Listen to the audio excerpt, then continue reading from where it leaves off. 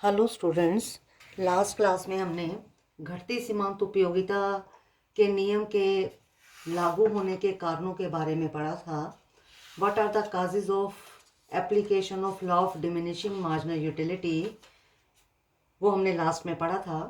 आज हम पढ़ेंगे घटती सीमांत उपयोगिता नियम के महत्व, importance of law of diminishing marginal utility. ये हमने आज पढ़ना है। डिमिनिशिंग मार्जिनल यूटिलिटी यानी कि घटती सीमांत उपयोगिता नियम की क्या इंपॉर्टेंस है, इसके क्या महत्व है। इंपॉर्टेंस में सबसे पहले पॉइंट आता है उपभोग के नियमों का आधार, basis of law of consumption. ये जो घटती सीमांत उपयोगिता का नियम है, law of diminishing marginal utility है, इस नियम के ऊपर बहुत सारे नियम आधारित हैं। जैसे law of demand. Law of demand में आपने क्या पढ़ा? Law of demand, law of equi marginal utility, सम सीमांत उपयोगिता का नियम, थ्योरी ऑफ कंज्यूमर सरप्लस। ये जो तीन नियम है, उपभोग के तीन नियम है, कंजम्पशन के तीन नियम है, law of demand, law of equi marginal utility और थ्योरी ऑफ कंजम्पशन। ये तीनों उपभोग के नियम है, थ्योरी ऑफ कंजम्पशन है। ये तीनों के तीनों law of diminishing marginal utility के ऊपर आधारित है। कैसे? जैसे लॉ ऑफ डिमांड है, आपने मांग के नियम के बारे में पढ़ा है। मांग का नियम हमें क्या बताता है कि अगर किसी वस्तु की कीमत ज़्यादा होती है तो हम वस्तु कम खरीदते हैं, यानी कि ज़्यादा कीमत पर वस्तु कम खरीदते हैं और कम कीमत पर वस्तु की मात्रा हम ज़्यादा खरीदते हैं। कम कीमत के ऊपर ज़्यादा वस्तु क्यों खरीदी जाती है? ज़्यादा वस्तु कम कीमत पर इसलिए खरीदी जाती है क्योंकि ज़्यादा वस्तुओं से, अगर हम ज़्यादा वस्तु खरीद रहे हैं तो उसकी सीमांत उपयोगिता, उसकी मार्जिनल यूटिलिटी कम होती है। जो चीज़ हमारे पास ज़्यादा होती जाएगी उसकी मार्जिनल यूटिलिटी उतनी कम होती जाएगी। अगर मार्जिनल यूटिलिटी कम होती जाएगी तो हम उसके लिए कीमत भी कम देंगे।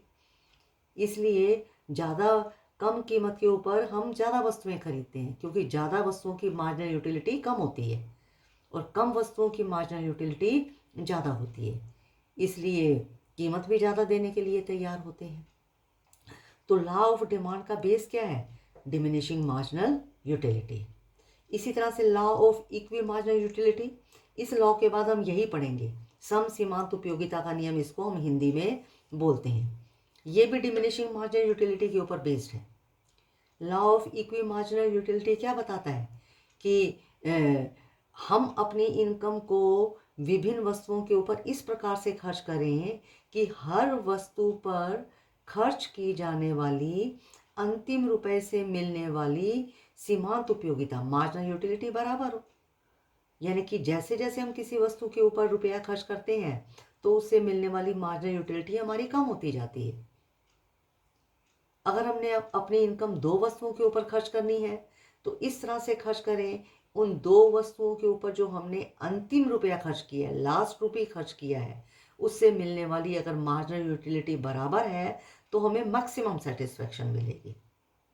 तो अभी आपने सिर्फ इतना ही समझना है कि जो law of equi marginal utility है ये भी law of diminishing marginal utility के ऊपर बेस्ड है। ये भी यही बताता है कि जब हम किसी वस्तु की एडिशनल यूनिट परचेज करते हैं तो उसकी मार्जिनल यूटिलिटी कम होती जाती है। तीसरा एक है थ्योरी ऑफ कंज्यूमर सरप्लस, उपभोक्ता की बचत। उपभोक्ता की बचत भी यही बताता है कि जैसे जैसे हम किसी वस्तु की एडिशनल यूनिट परचेज करते हैं तो उसकी मार्जिनल यूटिलिटी कम होती जाती है। तो तीनों तीनों नियम, law of demand, law of equi marginal utility और थ्योरी ऑफ कंज्यूमर सरप्लस, ये डिमांड के तीन नियम है। डिमांड के तीनों नियम में एक ही बात बताई गई है। क्या बात बताई गई है? कि जैसे जैसे हम किसी वस्तु की अतिरिक्त इकाई खरीदते हैं तो उसकी सीमांत उपयोगिता कम होती जाती है। तीनों में यही बात बताई गई है। तो उपभोग, ये जो घटती सीमांत उपयोगिता का नियम है ये उपभोग के इन तीन नियमों का बेस है। सेकेंड पॉइंट हमारा आता है उत्पादन और उपभोग में विविधता, variety in production and consumption. इसका मतलब ये हुआ कि नई नई वस्तुओं का उत्पादन होता रहता है, variety in production and consumption, नई नई वस्तुओं का उत्पादन होता रहता है। नई नई वस्तुओं का उत्पादन क्यों होता रहता है? नई नई वस्तुओं का उत्पादन इसलिए होता है कि जब उपभोक्ता एक ही वस्तु को बार बार उपभोग करता है, बार बार कंज्यूम करता है, तो उससे मिलने वाली मार्जिनल यूटिलिटी कम होती जाती है और वो एक ही वस्तु को बार बार कंज्यूम करके बोर हो जाता है और एक टाइम ऐसा आता है कि वो उस वस्तु का प्रयोग करना ही नहीं चाहता, यानी कि उसका कंजम्पशन बंद कर देता है।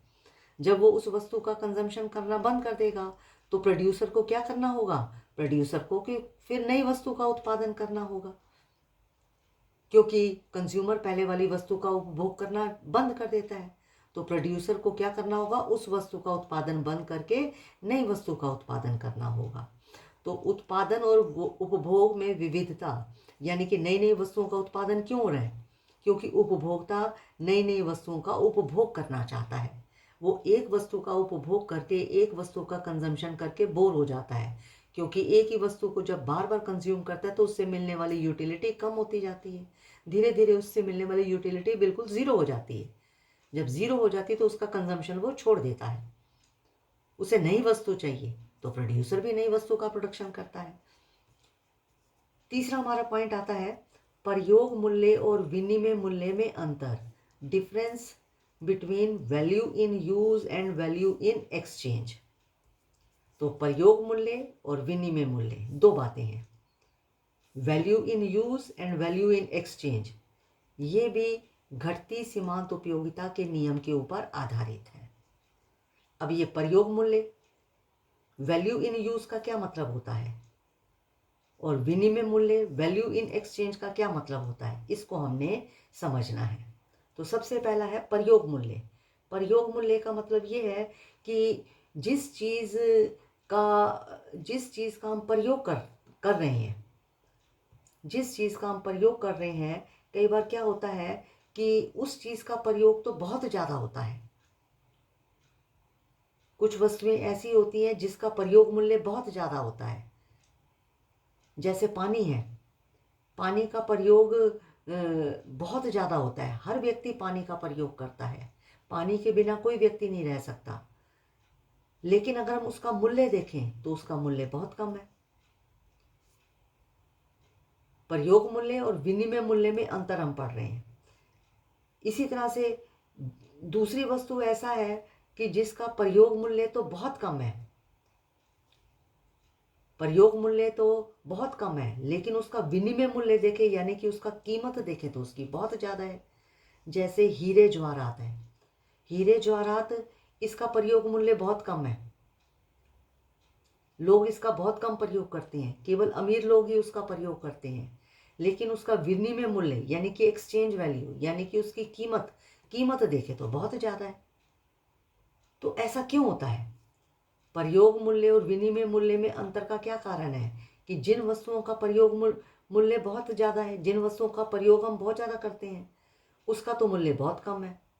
लेकिन जिन वस्तुओं का प्रयोग व्यक्ति कम करते हैं, केवल अमीर लोग ही उसका प्रयोग करते हैं, उसका मूल्य देखा जाए तो बहुत ज़्यादा है। ऐसा क्यों होता है? ऐसा इसलिए होता है क्योंकि घटती सीमांत ये जो प्रयोग मूल्य और विनिमय मूल्य, ये भी घटती सीमांत उपयोगिता के नियम के ऊपर आधारित है। कैसे? अब जैसे पानी का प्रयोग बहुत ज़्यादा है लेकिन उसका मूल्य बहुत कम है, ये घटती सीमांत उपयोगिता के नियम के ऊपर आधारित है। Law of diminishing marginal utility के ऊपर आधारित है। इसका कारण क्या है कि पानी का प्रयोग बहुत ज़्यादा होता है लेकिन उसका मूल्य बहुत कम है। क्यों? इसका कारण क्या है? क्योंकि पानी बहुत ज़्यादा मात्रा में अवेलेबल है। जो चीज़ बहुत ज़्यादा मात्रा में अवेलेबल होती है, तो जैसे जैसे हम उसका प्रयोग करते जाते हैं तो उसकी उसकी उससे मिलने वाली हमारी जो सीमांत उपयोगिता है वो धीरे धीरे कम होती जाती है। जब सीमांत उपयोगिता कम होती जाएगी तो हम उसके लिए कीमत भी कम देने के लिए तैयार होंगे। जितनी हम किसी वस्तु की कितनी कीमत देते हैं, जितनी हमें उस वस्तु से सीमांत उपयोगिता मिलती है। क्योंकि जैसे जैसे हम पानी का प्रयोग करते जाते हैं तो उसकी सीमांत उपयोगिता कम होती जाती है। क्यों कम होती जाती है? पानी का हमें पानी की प्यास लगी, हमने पानी पिया, एक गिलास पानी पिया, सेटिस्फेक्शन मिल गई। फिर दूसरे गिलास पानी पीने से हमें सेटिस्फेक्शन, पहले गिलास पानी से जो हमें सेटिस्फेक्शन मिली है उससे कम मिलेगी। तीसरा गिलास पीने से जो सेटिस्फेक्शन मिलेगी वो दूसरे से भी कम मिलेगी। तो जैसे जैसे हम पानी की ज़्यादा क्वांटिटी कंज्यूम करेंगे हमें सेटिस्फेक्शन कम मिलेगी। सेटिस्फेक्शन कम मिलेगी तो हम उसके लिए कीमत भी कम देने के लिए तैयार होंगे। दूसरी तरफ अगर हम देखें हीरे जवाहरात तो कम क्वांटिटी में अवेलेबल है और इसको केवल अमीर व्यक्ति ही हीरे जवाहरात का प्रयोग करते हैं, क्योंकि ये कम क्वांटिटी में अवेलेबल है और अमीर लोग इसका प्रयोग करते हैं। इसलिए इसकी सीमांत उपयोगिता मार्जिनल यूटिलिटी जल्दी से कम नहीं होती है, क्योंकि ये अवेलेबल ही नहीं है। इसलिए अमीर लोग इसकी ज़्यादा कीमत देने के लिए तैयार हो जाते हैं, क्योंकि ये ज़्यादा मात्रा में अवेलेबल नहीं है। तो हमें क्या पता चला कि जिन वस्तुओं का प्रयोग ज़्यादा होता है उसका मूल्य कम होता है, लेकिन जिन वस्तुओं का प्रयोग कम होता है उनका मूल्य अधिक होता है। हीरे जवाहरातों का प्रयोग कम होता है, केवल अमीर व्यक्ति ही उसका प्रयोग करते हैं, लेकिन उसका मूल्य अधिक इसलिए होता है क्योंकि अमीर लोगों को हीरे जवाहरात इतनी ज़्यादा मात्रा में मिलते ही नहीं है। इसलिए उनके लिए हीरे जवाहरातों की सीमांत उपयोगिता कम होती ही नहीं है। तो हमें क्या पता चला, प्रयोग मूल्य और जो विनिमय मूल्य है इसका जो अंतर है ये भी घटती सीमांत उपयोगिता के नियम के ऊपर आधारित है। पानी से हमें शीघ्रता से पानी का उपभोग करके हमारी सीमांत उपयोगिता शीघ्रता से कम होती है, लेकिन हीरों का प्रयोग करके सीमांत उपयोगिता शीघ्रता से कम नहीं होती। हीरे अमीर व्यक्ति ही प्रयोग करते हैं, उनको हीरे जवाहरात ज़्यादा मात्रा में उपलब्ध नहीं होते हैं, इसलिए हीरे की कीमत ज़्यादा होती है। नेक्स्ट पॉइंट आता है कीमत निर्धारण, प्राइस डिटर्मिनेशन। एक विक्रेता किसी भी वस्तु की कीमत को जब निर्धारित करता है तो कीमत को निर्धारित करते समय वो क्या देखता है? अगर वो वस्तु को ज़्यादा मात्रा में बेचना चाहता है तो उसे कीमत कम रखनी होगी, क्योंकि ज़्यादा वस्तु की सीमांत उपयोगिता कम होती है। और अगर वो चाहता है कि उसको कीमत ज़्यादा मिले तो उसे वस्तु कम बेचनी होगी, क्योंकि कम वस्तु की सीमांत उपयोगिता मार्जिनल यूटिलिटी ज़्यादा होती है। तो कीमत निर्धारण का आधार क्या है? घटती सीमांत उपयोगिता का नियम। अगर ज़्यादा कीमत रखी जाएगी तो ज़्यादा कीमत रखी जाएगी तो लोग कम खरीदेंगे और कम वस्तु की सीमांत उपयोगिता ज़्यादा होती है। अगर हम अधिक वस्तु बेचना चाह रहे हैं तो कीमत हमें कम रखनी पड़ेगी, और कीमत अगर कम रखेंगे तो सीमांत उपयोगिता लोग ज़्यादा खरीदेंगे और उसकी सीमांत उपयोगिता क्या होगी? कम होगी। तो अधिक वस्तु की सीमांत उपयोगिता कम होती है। तो विक्रेता वस्तु की कीमत को निर्धारित करते समय भी सीमांत उपयोगिता को ध्यान में रखता है। नेक्स्ट पॉइंट हमारा आता है करों का आधार, बेसिस ऑफ टैक्सेशन। जब फाइनेंस मिनिस्टर के द्वारा कर लगाए जाते हैं तो कर लगाते समय भी फाइनेंस मिनिस्टर क्या देखता है? सीमांत उपयोगिता, मार्जिनल यूटिलिटी को देखता है कि पैसों की मार्जिनल यूटिलिटी किस व्यक्ति के लिए कितनी है। अमीर व्यक्ति के पास पैसा ज़्यादा होता है, अमीर व्यक्ति के लिए पैसों की मार्जिनल यूटिलिटी क्या होती है? कम होती है, क्योंकि जो चीज़ ज़्यादा होगी उसकी मार्जिनल यूटिलिटी कम होगी। अमीर व्यक्ति के पास पैसा ज़्यादा होता है, अमीर व्यक्ति के लिए पैसों की मार्जिनल यूटिलिटी कम होती है, इसलिए फाइनेंस मिनिस्टर या गवर्नमेंट अमीर लोगों के ऊपर कर ज़्यादा लगाती है, मध्यम श्रेणी के लोगों के ऊपर कर कम लगाती है, क्योंकि उनके पास पैसा कम होता है, उनके लिए पैसे की मार्जिनल यूटिलिटी ज़्यादा होती है। अगर चीज़ कम होगी तो मार्जिनल यूटिलिटी ज़्यादा होगी, अगर कोई चीज़ ज़्यादा होगी तो मार्जिनल यूटिलिटी कम होगी। मध्य वर्ग के लोगों के पास पैसा बहुत ज़्यादा नहीं होता, इसलिए पैसों की मार्जिनल यूटिलिटी उनके लिए ज़्यादा होती है। तो अमीर लोगों के ऊपर कर सरकार ज़्यादा लगाती है और मध्य वर्ग के लोगों के ऊपर सरकार कंपैरेटिवली कर कम लगाती है। नेक्स्ट पॉइंट आता है उपभोक्ता को लाभ, एडवांटेज टू कंज्यूमर।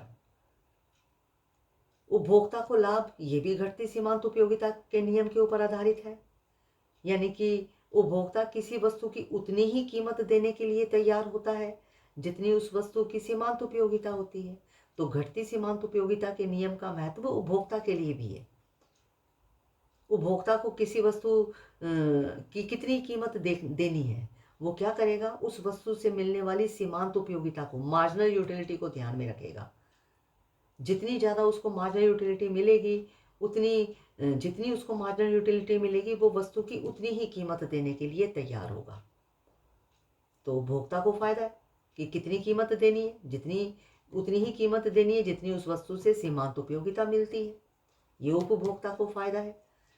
तो ये तो हमने पढ़े घटती सीमांत उपयोगिता नियम के क्या महत्व है। अब हमने इसमें पढ़ना है, नेक्स्ट हेडिंग है घटती सीमांत उपयोगिता नियम के द्वारा मांग वक्र को ज्ञात करना। Derivation of demand curve with the help of law of diminishing marginal utility. घटती सीमांत उपयोगिता के नियम के आधार पर मांग वक्र कैसे ज्ञात किया जा सकता है। आपको पता है कि एक उपभोक्ता किसी वस्तु की कितनी कीमत देने के लिए तैयार होता है, जितनी उस वस्तु से हमें सीमांत उपयोगिता मिलती है। तो कहने का मतलब है जहां मार्जिनल यूटिलिटी यानी कि सीमांत उपयोगिता जितनी होगी उतनी ही, क्योंकि उपभोक्ता कीमत देने के लिए तैयार होता है। तो इसका मतलब ये हुआ कि जो मार्जिनल यूटिलिटी का पॉजिटिव हिस्सा होता है, पॉजिटिव पार्ट होता है, वही वस्तु की कीमत होती है। क्योंकि एक उपभोक्ता मार्जिनल यूटिलिटी के बराबर कीमत देने के लिए तैयार होता है। तो मार्जिनल यूटिलिटी लाइन हम जो डालते हैं, जैसे ये हमने मार्जिनल यूटिलिटी लाइन डाली, ये यहाँ तक इसका पॉजिटिव है, इसके बाद नीचे नेगेटिव आ जाता है। तो सीमांत उपयोगिता का जो घनात्मक हिस्सा है, पॉजिटिव हिस्सा है, यहाँ जीरो हो गया, ऊपर पॉजिटिव हिस्सा है। मार्जिनल यूटिलिटी का जो पॉजिटिव हिस्सा होता है यही डिमांड का होता है, क्योंकि ये पॉजिटिव हिस्सा कीमत के बराबर होगा, यही डिमांड का होगा। कैसे, ये देखो एक्स एक्सिस पर क्वांटिटी ली, वाई एक्सिस मार्जिनल यूटिलिटी ली। तो जैसे आपने पहले भी मार्जिनल यूटिलिटी की लाइन डाली है कि जैसे जैसे वस्तु की अतिरिक्त इकाई का उपभोग करेगा मार्जिनल यूटिलिटी कम होती जा रही है। ये देखो इतनी क्वांटिटी ली तो मार्जिनल यूटिलिटी इतनी मिल रही है, क्वांटिटी बढ़ गई मार्जिनल यूटिलिटी कम हो गई, क्वांटिटी बढ़ गई मार्जिनल यूटिलिटी कम हो गई। इन पॉइंट्स को मिला दिया, ये मार्जिनल यूटिलिटी आ गई। उसके बाद मार्जिनल यूटिलिटी नेगेटिव हो गई। फिर इधर एक्स एक्सिस पर क्वांटिटी लिया, ये प्राइस लिया। ये जो मार्जिनल यूटिलिटी वाली ये लाइन आई है, इसको हमने आगे एक्सटेंड कर दिया। ये जो मार्जिनल यूटिलिटी वाली लाइन है, इसको हमने आगे एक्सटेंड कर दिया, इसको भी हमने आगे एक्सटेंड कर दिया, और ये क्वांटिटी आ गई नीचे। तो ये जो मार्जिनल यूटिलिटी का पॉजिटिव हिस्सा है, घनात्मक हिस्सा है, यही वस्तु की क्या होगी, कीमत होगी। क्योंकि एक उपभोक्ता किसी वस्तु की उतनी कीमत देने के लिए तैयार होता है जितनी उस वस्तु से सीमांत उपयोगिता मिलती है। तो मार्जिनल यूटिलिटी का जो घनात्मक हिस्सा है, पॉजिटिव हिस्सा है, यही कीमत है। इन पॉइंट्स को आपने मिला दिया तो ये डिमांड कर्व बन गया। मार्जिनल यूटिलिटी वाली लाइन सीधी आपने कर दी, नीचे क्वांटिटी डाल दी, इनको मिला दिया तो ये डिमांड कर्व हमारा बन गया। नेक्स्ट हमने हेडिंग इसमें पढ़ना है घटती सीमांत उपयोगिता नियम की आलोचना, क्रिटिसिज्म। क्रिटिसिज्म में पहला पॉइंट क्या आता है, उपयोगिता का गणनावाचक माप संभव नहीं, cardinal measurement of utility is not possible. ये जो घटती सीमांत उपयोगिता का नियम है, law of diminishing marginal utility है, ये इस एजम्पशन के ऊपर बेस्ड है कि किसी भी वस्तु से प्राप्त होने वाली उपयोगिता को हम संख्याओं में माप सकते हैं, नंबर में माप सकते हैं। लेकिन वास्तव में ये बात गलत है। हमें किसी वस्तु से कितनी यूटिलिटी मिल रही है उसको हम नंबर में नहीं माप सकते। नंबर का मतलब है 1 2 3 4, हम नंबर में नहीं माप सकते। जैसे आपने चपाती का उपभोग किया, पहली चपाती से कितनी उपयोगिता मिली, दूसरी से कितनी उपयोगिता मिली, क्या आप नंबर में बता सकते हो कि हमें 5 उपयोगिता मिली, 10 मिली? नहीं बता सकते। हम केवल फील कर सकते हैं, किसी वस्तु से मिलने वाली उपयोगिता को महसूस कर सकते हैं, उसको संख्या में नंबर में नहीं माप सकते। जबकि घटती सीमांत उपयोगिता का नियम इस एजम्पशन के ऊपर बेस्ड है कि उपयोगिता को हम माप सकते हैं। तो आलोचकों ने, क्रिटिक्स ने इसकी आलोचना कर दी, ये मान्यता गलत है। सेकंड है, मुद्रा की सीमांत उपयोगिता स्थिर नहीं रहती, marginal utility of money is not constant. Diminishing law of diminishing marginal utility, घटती सीमांत उपयोगिता का नियम इस एजम्पशन के ऊपर भी बेस्ड है कि मुद्रा की सीमांत उपयोगिता स्थिर रहती है, कांस्टेंट रहती है, जबकि marginal utility of money constant नहीं रहती है। Marginal utility of money change होती रहती है, ये कांस्टेंट नहीं रहती है। कैसे? मान लो हमारे पास अगर मनी ज़्यादा है तो उसकी मार्जिनल यूटिलिटी कम होगी, अगर हमारे पास मनी कम है तो उसकी मार्जिनल यूटिलिटी ज़्यादा होगी। तो मार्जिनल यूटिलिटी कांस्टेंट नहीं रहती, ये चेंज होती रहती है। ज़्यादा मनी होने पर मार्जिनल यूटिलिटी कम होगी, कम मनी होने पर मार्जिनल यूटिलिटी ज़्यादा होगी। नेक्स्ट हमारा पॉइंट आता है क्रिटिसिज्म का। प्रत्येक वस्तु एक स्वतंत्र वस्तु नहीं है। Every commodity is not independent. ये जो घटती सीमांत उपयोगिता का नियम है, law of diminishing marginal utility है, ये इस एजम्पशन के ऊपर बेस्ड है कि हर वस्तु एक दूसरे से इंडिपेंडेंट होती है, लेकिन एक्चुअल में वस्तुएं इंडिपेंडेंट नहीं होती हैं। एक वस्तु का प्रभाव दूसरी वस्तु पर पड़ता है। जैसे मान लो हम वीट का उपभोग कर रहे हैं और हम राइस का भी उपभोग कर रहे हैं, तो वीट का जो उपभोग कर रहे हैं उसका इफेक्ट राइस के ऊपर भी पड़ेगा, राइस का जो उपभोग कर रहे हैं उसका इफेक्ट वीट के ऊपर भी पड़ेगा। तो वस्तुएं कभी भी स्वतंत्र नहीं होती, हर वस्तु से मिलने वाली जो उपयोगिता होती है एक दूसरे को प्रभावित करती है। ऐसे ही मान लो हम चाय पी रहे हैं और कॉफ़ी भी ले रहे हैं, चाय भी ले ली उसके साथ साथ कॉफ़ी भी ले ली, तो चाय कॉफ़ी को प्रभावित करेगी, कॉफ़ी चाय को प्रभावित करेगी। वस्तुएं स्वतंत्र नहीं होती हैं, जबकि ये घटती सीमांत उपयोगिता का नियम, law of diminishing marginal utility, इस एजम्पशन के ऊपर बेस्ड है कि हर वस्तु एक दूसरे से इंडिपेंडेंट होती है, जबकि इंडिपेंडेंट नहीं होती है। नेक्स्ट क्रिटिसिज्म का पॉइंट है, सीमांत उपयोगिता का अनुमान सभी अवस्थाओं में नहीं लगाया जा सकता। Marginal utility can not be estimated in all condition. हम हर स्थिति में मार्जिनल यूटिलिटी को एस्टिमेट नहीं कर सकते। कैसे? मान लो हमारे पास स्कूटर है, स्कूटर के बहुत सारे पार्ट्स हैं, अगर हम स्कूटर के सारे पार्ट अलग कर दें, क्या हम हर पार्ट की मार्जिनल यूटिलिटी निकाल सकते हैं? हर पार्ट की मार्जिनल यूटिलिटी, सीमांत उपयोगिता अपने आप में नहीं है।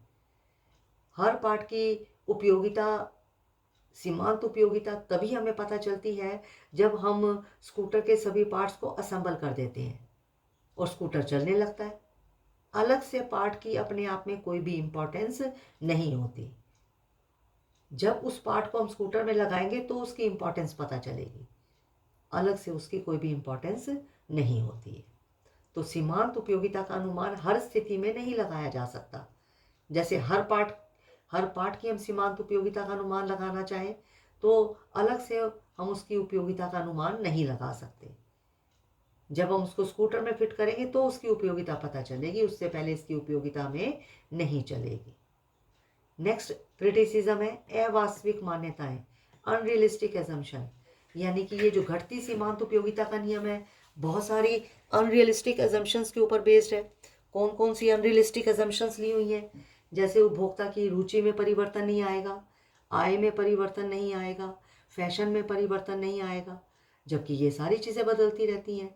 कंज्यूमर की इनकम भी बदलती रहती है, फैशन भी बदलते हैं और रुचि, टेस्ट भी बदलते हैं। ये इन सब चीज़ों में परिवर्तन आता है। इसके साथ law of diminishing marginal utility का क्वेश्चन हमारा कंप्लीट हो गया। इम्पॉर्टेंट क्वेश्चन है ये, आपने इसको याद करना है। नेक्स्ट हम नया लॉ शुरू कर रहे हैं। नया लॉ है सम सीमांत उपयोगिता का नियम, law of equi marginal utility. ये भी एक इम्पॉर्टेंट क्वेश्चन है। सम सीमांत उपयोगिता का नियम, कंप्लीट क्वेश्चन, इसके ऊपर 16 मार्क्स का आ जाता है। सम सीमांत उपयोगिता के नियम की व्याख्या सबसे पहले गॉसिन ने की थी, इसलिए इस नियम को हम गॉसिन का पहला नियम भी कहते, गॉसिन का दूसरा नियम भी कहते हैं। पहला नियम तो law of diminishing marginal utility है। डिमिनिशिंग मार्जिनल यूटिलिटी भी गॉसिन ने दिया था, उसको गॉसिन का पहला नियम कहते हैं। और law of equi marginal utility को गॉसिन का दूसरा नियम, सेकेंड लॉ इसको कहते हैं, गॉसिन सेकेंड लॉ कहते हैं। मार्शल ने इस नियम का नाम दिया law of equi marginal utility. ये जो इक्वी मार्जिनल यूटिलिटी नाम है ये किसने दिया है?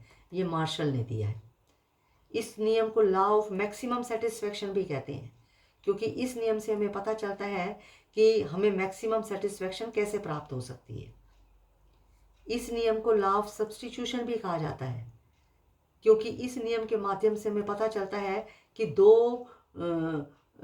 कि हमें दो वस्तुओं का आपस में सब्स्टिट्यूशन कैसे करना है, इसलिए इसको लॉ ऑफ सब्स्टिट्यूशन भी कहा जाता है।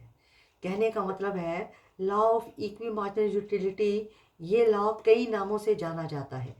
इसको गोसिन का दूसरा नियम भी कहते हैं, इसको लॉ ऑफ मैक्सिमम सेटिस्फैक्शन भी कहते हैं, इसको लॉ ऑफ सब्स्टिट्यूशन भी कहते हैं।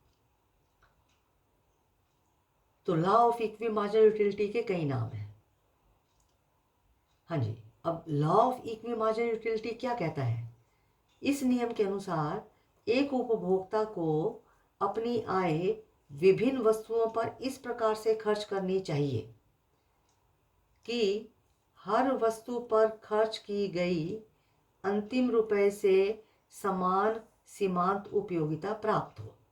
ये नियम क्या बताता है कि एक उपभोक्ता की मान लो इनकम एक निश्चित इनकम है, उसे अपनी निश्चित आय को विभिन्न वस्तुओं के ऊपर खर्च करना है। मान लो दो वस्तुओं के ऊपर खर्च करना है।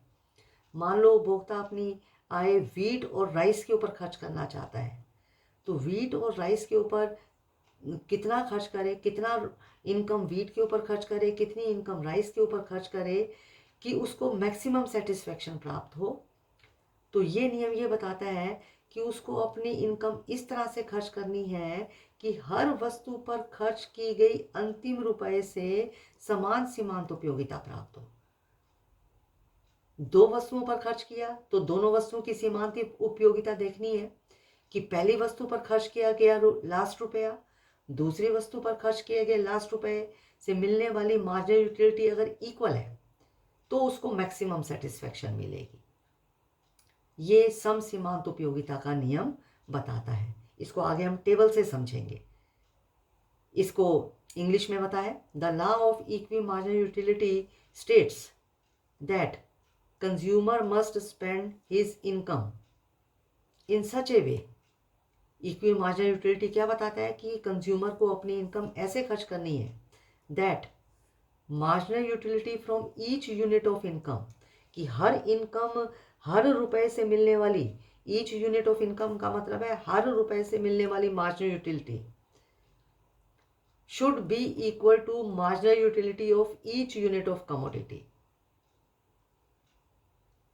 हर वस्तु पर खर्च किए गए रुपए से मिलने वाली मार्जिनल यूटिलिटी कैसी होनी चाहिए? Should be equal to the marginal utility of each unit of commodity. हर वस्तु पर खर्च की गई मार्जिनल यूटिलिटी के बराबर होनी चाहिए। हाँ जी, क्या बताया? Law of equi marginal utility states that consumer must spend his income in such a way that marginal utility from each unit of income spend should be equal to marginal utility of each unit of commodity. यानी उसने जो अपनी income खर्च की है, हर income का जो अंतिम रुपया खर्च किया है, दो वस्तुओं के ऊपर खर्च किया है, तो दोनों वस्तुओं से मिलने वाली मार्जिनल यूटिलिटी बराबर होनी चाहिए। किस तरह से दोनों वस्तुओं पर खर्च करे कि उसको मार्जिनल यूटिलिटी बराबर मिले,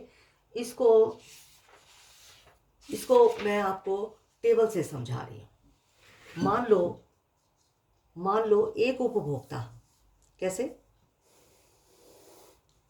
मान लो एक उपभोक्ता की इनकम 5 रुपए है। इनकम कितनी है? ये आपका हो गया लॉ, ये जो हम टेबल बना रहे हैं law of equi marginal utility का टेबल बना रहे हैं। Law of equi marginal utility. मान लो इनकम उपभोक्ता की कितनी है? इनकम कंज्यूमर की 5 रुपए है। 5 रुपए इनकम है।